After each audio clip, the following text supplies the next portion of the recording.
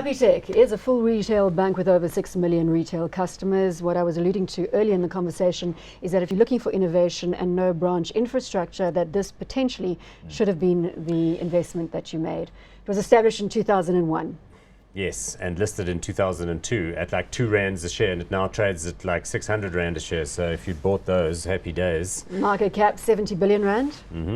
Not Price small. to earnings ratio of 21.8 and a dividend yield of 1.7%. The share price, let's have a look at that graph, and that goes back to my earlier point.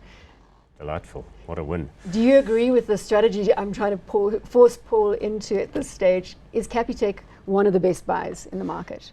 I don't think so. I mean, I think that it's been a phenomenal story. I really thought you were going to side with me. I thought I'd built it up to a crescendo. So the reason I say that has got nothing to do with their growth ambitions or the operation. But on a price-to-book basis, Capitec is one of the most expensive banks in the world.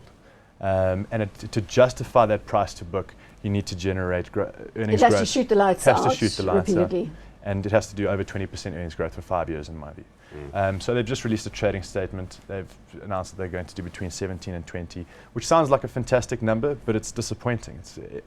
Because it's priced for perfection. Because it's priced for perfection. You know, it's also they've also played in the sort of lower end of the market for a very long time, and consumer indebtedness is at an all-time high. So I think they're running out of options in that space. You can't lend to those guys much more. So they're obviously trying to extend themselves into the more affluent space. And you know, there are a lot of moving parts. They're kind of growing and ramping up their transactional banking. There's been talk of the credit card coming online for a very long time, and I think that should come out in sort of the next year or so. So let me ask you something on the other end of the spectrum. Is there any chance that they can hit the wall as did African Bank? I don't think so, no. I think that the management team there are very strong. It's a very different story. They're adequately provided for, and they're very, very cautious. Sorry, Paul, I haven't let you ask anything. No, I think that's fine. I was just going to say that they've got the best bank system platform because it doesn't have legacy issues. These old banks still have some like core DOS-based system where everything really happens, and then they have all these tottering bits that they've added. Capitec doesn't have that, but I wouldn't say it's the technology leader in terms of the retail interface.